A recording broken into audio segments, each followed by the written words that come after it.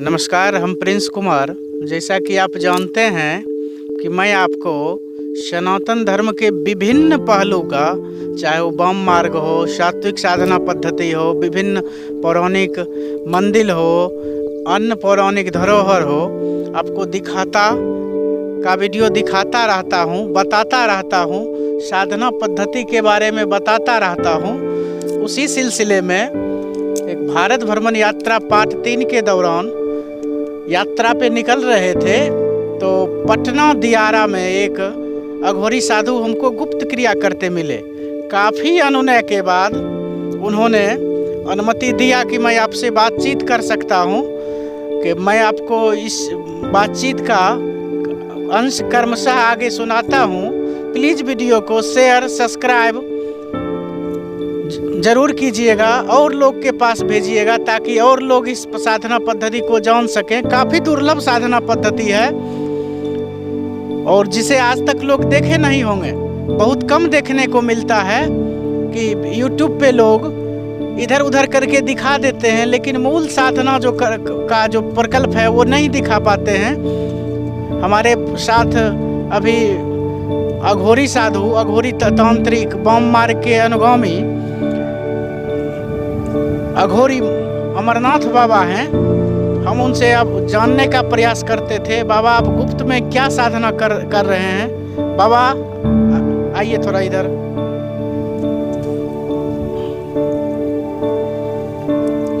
कहे बाबा, जैसा कि हमने उधर से देखा कि क्या गुप्त साधना यहाँ कर रहे थे बाबा।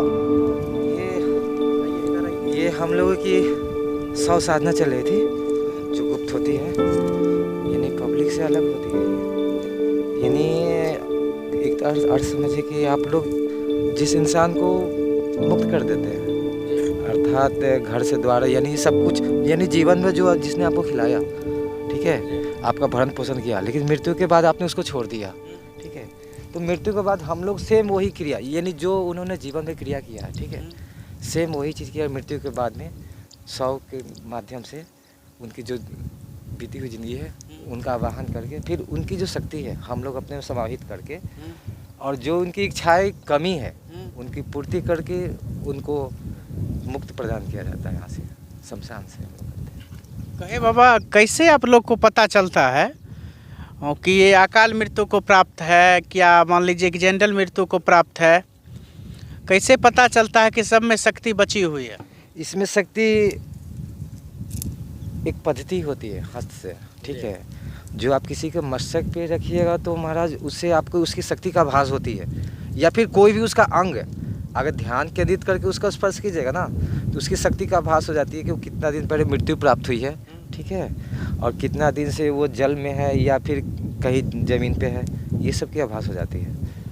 अब कहे बाबा कि ऐसा दुर्गम क्रिया करने में, जिससे मान लीजिए साधारण परिवार से आते होंगे, सात्विक विधि व्यवस्था होगी, ऐसी तामसिक साधना पद्धति करने में कहीं डर नहीं लगता है आपको? एक चीज़ बताइए, 100 अर्थात मुक्तिधाम, मुक्तिधाम मतलब क्या होता है, शमशान अर्थात, ठीक है, यही होता है अर्थ, ठीक है। तो सात्विक, आप एक चीज़ बताइए, शमशान में सात्विक भी आते हैं, नास्तिक दोनों, ठीक है। तो उसमें ये चीज़ बताइए, जो चीज़ मैंने 100 को लाई तो वो तो सात्विक के रूप में ना मेरे पास आया कि वो नास्तिक में आई, ये चीज़ बताइए।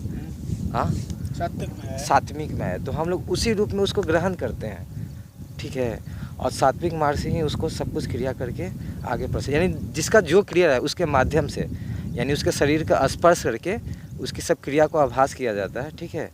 उसके बाद उसी के अनुसार उनको मुक्ति प्रदान किया जाता है। और कहे बाबा कि जैसा कि हम देख रहे हैं, एक बगल पटना का मूल शहर है और शहर से दूर एकदम बिरहवान में आप आके साधना प्रक्रिया करते हैं, ऐसा क्यों?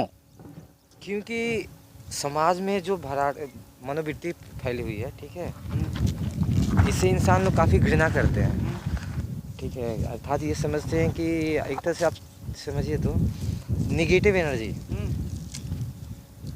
उनको वो लोग पकड़ के चलते हैं कि इंसान मरने के बाद में, अकाल मृत्यु के बाद में भूत पिशाच, ये सब जो क्रिया विधि विधान होती है वो सब में वो लोग हो जाते हैं। है बाबा कि कब से इस अघोर पंथ में आप आए?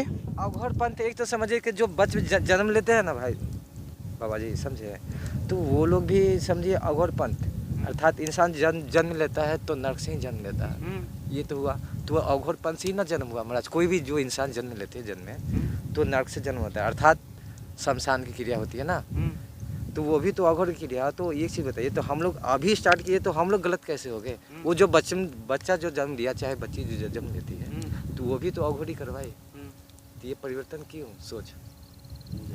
वो तो है। देख, समाज में शमशान, बिरहवान, इस टाइप का चीज़ जो है वो सब दिन से मान लीजिए कि वर्जित दृष्टिकोण से देखा जाता है। और हम आपसे जानना चाहते हैं कि आखिर लोग कि इससे डरते क्यों हैं?